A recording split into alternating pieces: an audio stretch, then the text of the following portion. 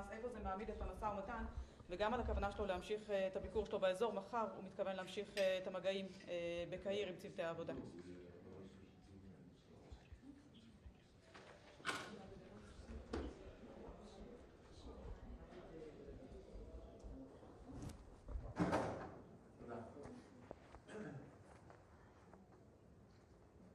אתה רוצה דיווח שלי בכל מקרה, גם אם אין אותך?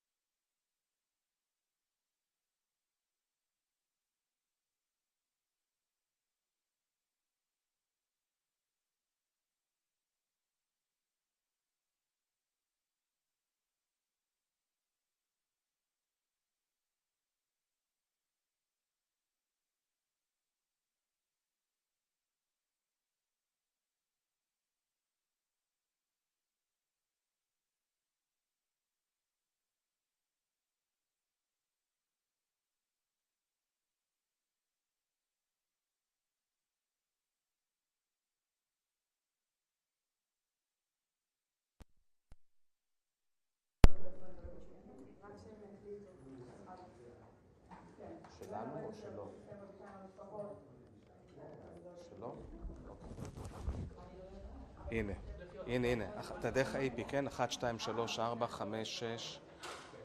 סאונד צ'ק, 1, 2, 3, 4, 1, 2, 3, 4. כי זאת המחלה שהם מתחילים לנו.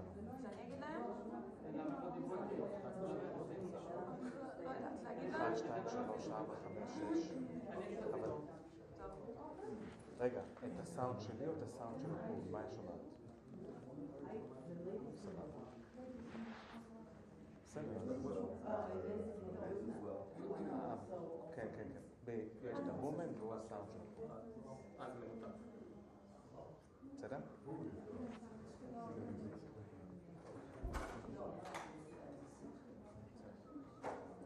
סבבה.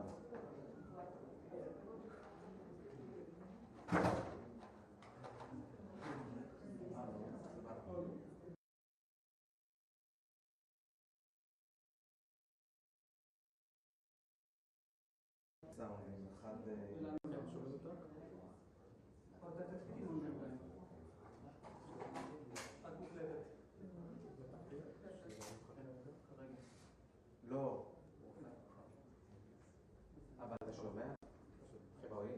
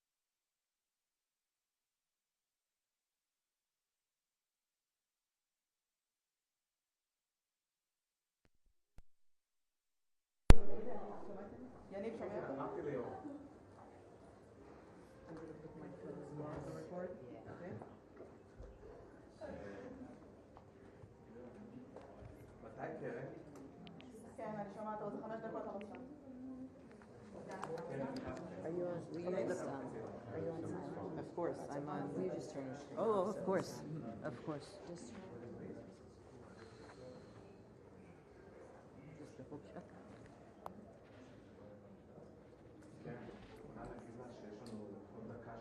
it's gonna turn off. עוד דקה שידורי.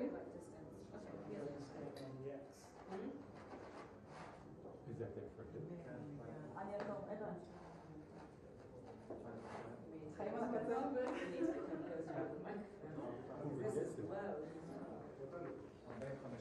וואו.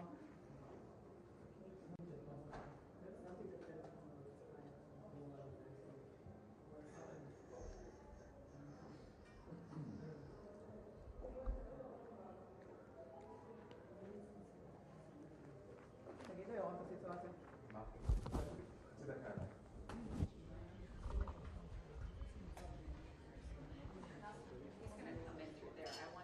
I need you back here.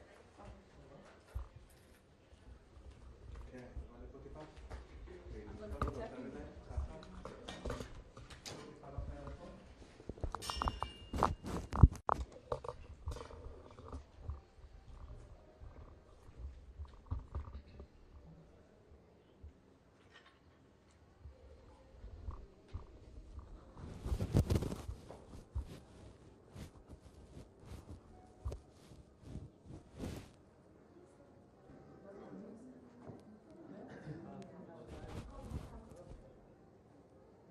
כן, ערב טוב יונית, אז הפגישה הזאת הסתיימה לפני זמן קצר.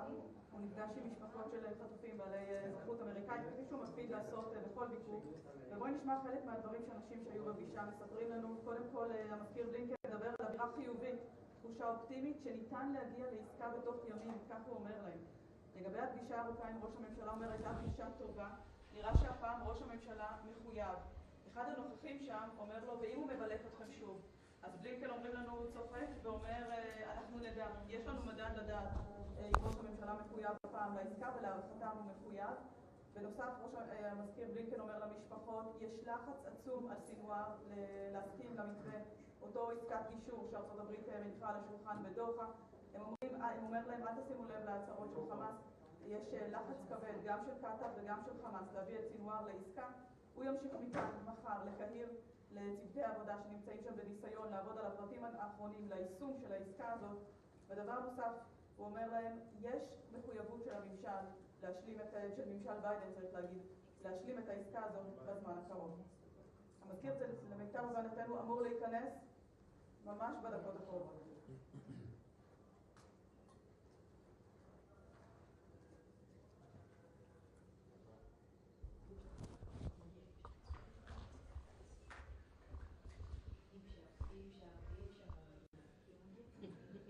Yeah.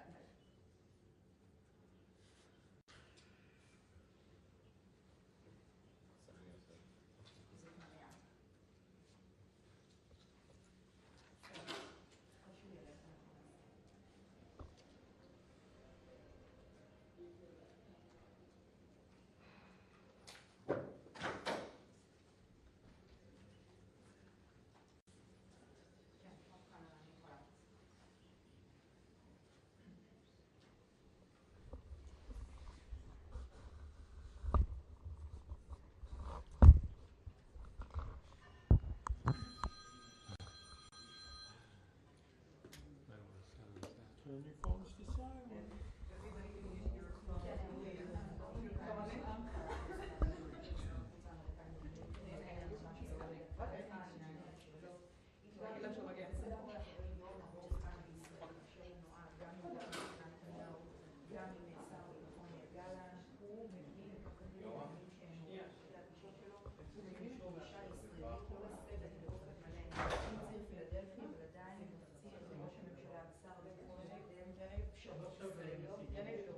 דקה, שנייה של דקה שתיים.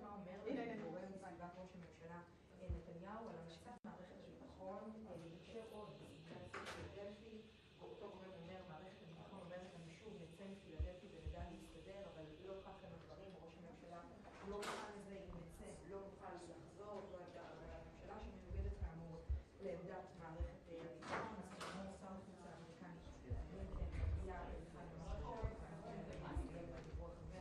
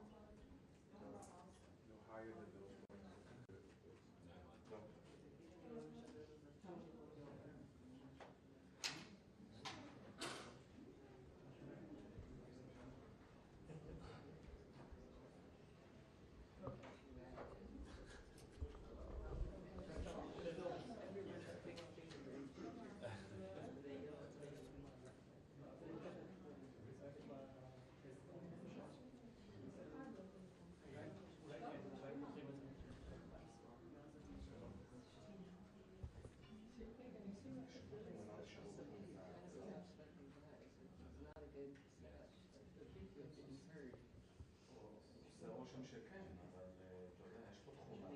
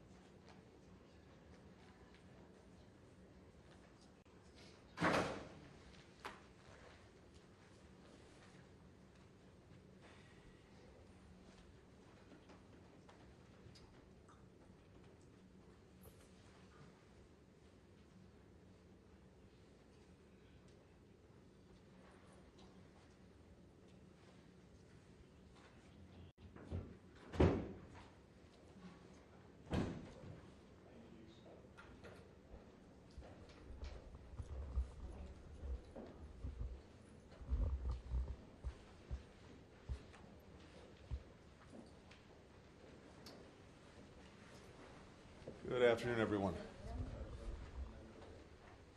This is now my 9th trip to the region since October 7th. And President Biden asked me to come back on this trip with two main goals in mind. The first is to reaffirm the commitment of the United States to Israel's security. That's a commitment that we put into practice virtually every day since October 7th, including when Israel was attacked directly by Iran back in April. In recent weeks, given the heightened tensions, we have deployed additional assets to the region. The purpose of the deployment of these assets is not to provoke aggression, but rather to deter it, to make sure that it doesn't happen.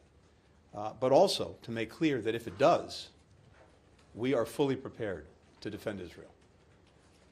We've coupled this effort with an intense diplomatic campaign, virtually a global diplomatic campaign, working with countries around the world to send the message strongly to every concerned party not to take any steps that would escalate tensions, that would risk provoking a wider conflict. And this, too, has been something we've been working on from day one, since October 7th. It's been one of our primary objectives, to prevent the conflict from escalating, from spreading to other places. And so this coupling of our military commitments, our security commitments, with an intense diplomatic campaign is something that I'm pursuing on this trip, again, with the intent of making sure that we deter further conflict, but that we're also clearly prepared to defend against it if it comes. But what's most crucial now is that everyone refrain from taking any actions that could fuel further conflict, escalate tensions, and result in the spreading of violence and conflict. Second purpose was to further the intense efforts we're engaged in across our government to bring an agreement for a ceasefire in Gaza and the release of hostages across the finish line. That is the single best way, obviously, to get hostages home, to get an enduring ceasefire that also reflects Israel's security interests, to relieve the terrible daily suffering of Gazans, men, women, and children, desperate for food to eat, for shelter, and for staying out of harm's way. Back in May, President Biden put before the world a detailed proposed agreement on a ceasefire and the release of hostages. And the entire world rallied behind it. Country after country came out in support of that agreement. The United Nations Security Council voted 14-0 in support of the agreement, and the heart of it is incorporated into a UN Security Council resolution. Just last week, the President put forward a proposal with Qatar and with Egypt to try to bridge the gaps that remain between the parties so that we could get agreement to what the president put out there a couple of months ago. In a very constructive meeting with Prime Minister Netanyahu today, he confirmed to me that Israel accepts the bridging proposal, that he supports it. It's now incumbent on Hamas to do the same. And then the parties, with the help of the mediators, the United States, Egypt, and Qatar, have to come together and complete the process of reaching clear understandings about how they'll implement the commitments that they've made under this agreement. But the next important step is for Hamas to say yes, and then in the coming days for all of the expert negotiators to get together to work on clear understandings on implementing the agreement. These are still complex issues, and they're going to require hard decisions by the leaders. Ultimately, it comes down to those decisions, but there is, I think, a real sense of urgency here, across the region, on the need to get this over the finish line and to do it as soon as possible. The United States is deeply committed to getting this job done, to getting it done now. From here, I'm going on to Egypt and Qatar. And these are our two critical partners in this effort to get the ceasefire agreement over the finish line, to get the hostages home, to put everyone on a better path to lasting peace and security. And so I look forward to consulting with President Sisi, with the Emir, Sheikh Tamim, with other critical colleagues in both countries on the immediate steps ahead, and in particular, what needs to be done to ensure that Hamas comes along, agrees to the bridging proposal, and that everyone then works on finalizing a clear understanding of their commitments to implement the agreement. That's where we are, and again, I just say that for us, for President Biden, there's a deep sense of urgency in getting this done. And I also hear that throughout this country as well as throughout the region. It's the single best way not only to get the hostages home, to ease the suffering of people in Gaza, it's also the best way to make sure that conflict doesn't spread, that we don't see escalation, that we can actually diffuse some of the pressure points that we see throughout the region, and then open prospects for trying to build a more enduring peace and security for everyone throughout the Middle East. Happy to take some questions. Hello, Mr. Secretary. Just a few questions with the new information that you've just given us about Prime Minister Netanyahu accepting the bridging proposal. I just want to be very clear. There has been a long-standing disagreement between Hamas and Israel about permanent ceasefire versus temporary ceasefire. Could you confirm if Prime Minister has accepted the permanent ceasefire, which was what Hamas wanted? Did the Prime Minister assure you that Israel is not going to add further demands to the current framework in the coming days? And are you more hopeful now after having this meeting with him? And one final thing, in your comments this morning, you said you referred to this latest round of talks maybe the last opportunity for a deal. Why did you say that now? Does that mean if this one fails, the United States is going to give up on the ceasefire talks? Thank you. Yeah. Well, first, to take the last part of the question first, no, we're never giving up. But what we know is this: with every passing day that there's not an agreement, two things can happen. One is, of course, more hostages can perish, and second, intervening events come along that may make things even more difficult, if not impossible, and we've experienced that throughout this process. So there's the fierce urgency of now. That's what I think we're all feeling, and we do see this as the best opportunity to finally get this over the finish line. We'll never give up on it, but the challenge is, the longer this goes on, the more, again, hostages will suffer and possibly perish, and the more other things happen that could make things impossible. So that's why we're so intensely focused on getting this done and getting it done now. On the first part of the question, the bridging proposal that Prime Minister Netanyahu has accepted, and we look to Hamas to accept, reflects what is in the ceasefire agreement that President Biden put before the world back in May. That's incorporated into a UN Security Council resolution, and that makes clear that this process will proceed in phases. A first initial ceasefire over the course of 6 weeks in which hostages are released, prisoners are exchanged, and negotiations commence on the conditions necessary for an enduring ceasefire. That's what the deal says. That's what's reflected in what was put before the world, and the world endorsed, the Security Council endorsed, and the bridging proposal was to try to close some gaps or to clarify different parts of this agreement that needed clarification. Now, what the challenge is, besides Hamas agreeing to the bridging proposal, is to make sure that there are clear understandings on how the different parties are going to make good on their commitments, how they're actually going to implement this agreement. And that's what is so necessary and I don't want to at all minimize the challenge. These are complex issues, but that's also why we have expert negotiators who are working on this. I should have mentioned as well, Prime Minister Netanyahu committed to sending his senior expert team back to either Doha or to Egypt to try to complete this process. But we look to Hamas, first and foremost, to get behind the bridging proposal and then to join everyone in trying to get a clear understanding on how the commitments will be implemented. Thank you. Secretary Blinken, thank you. Let's talk about Hamas. You've just mentioned them.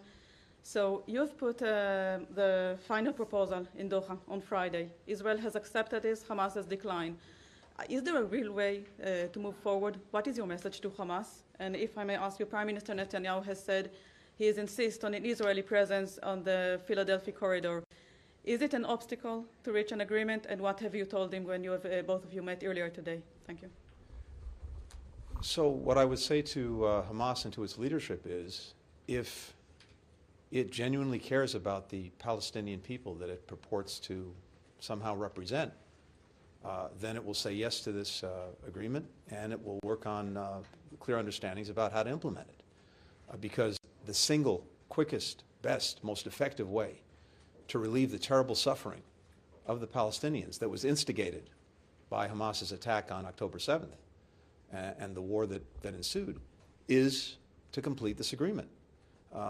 So that's really the question.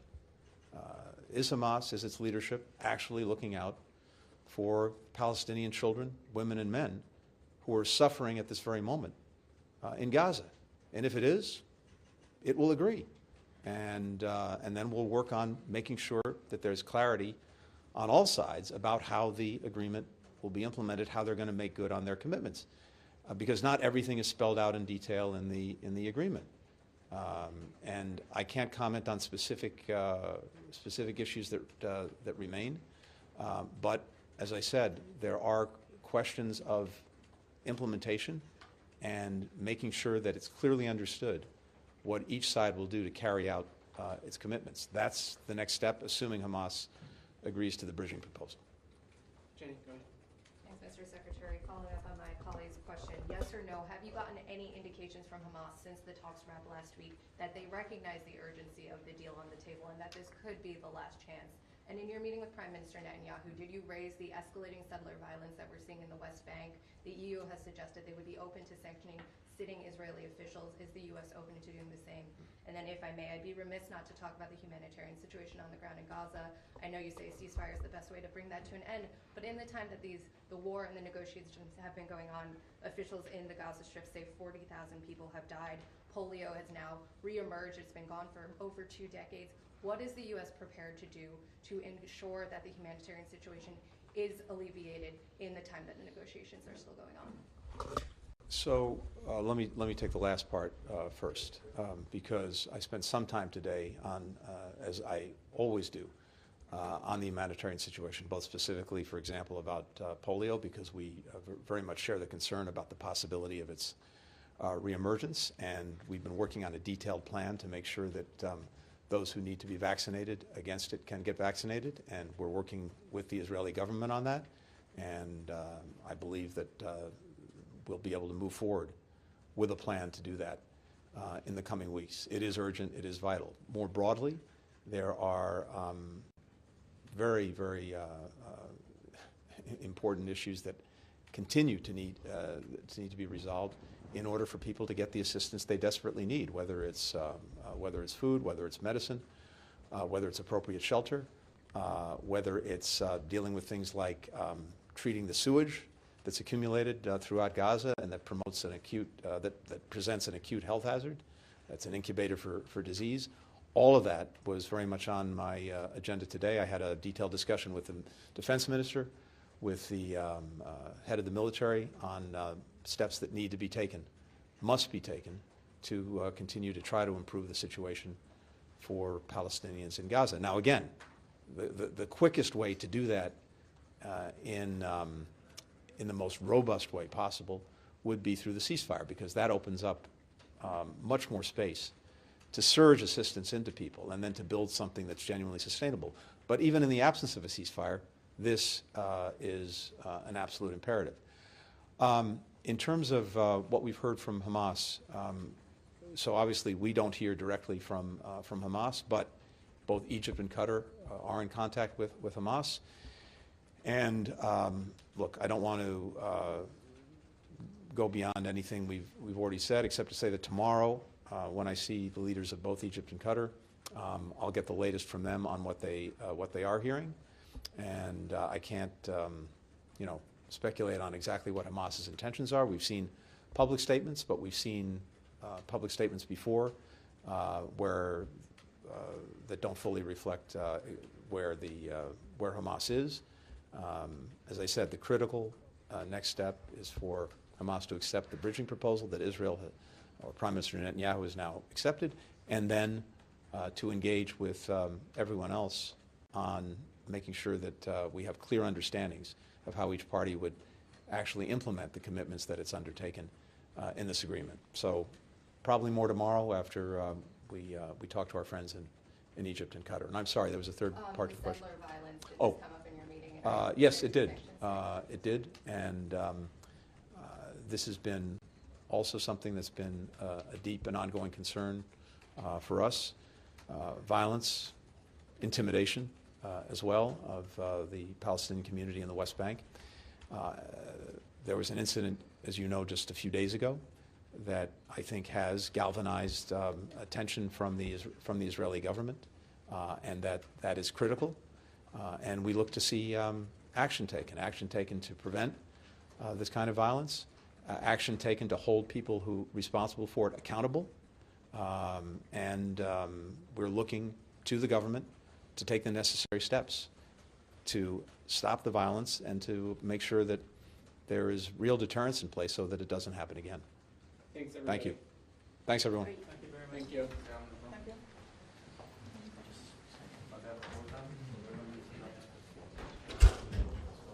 Yeah, 20. It's kind of late 20.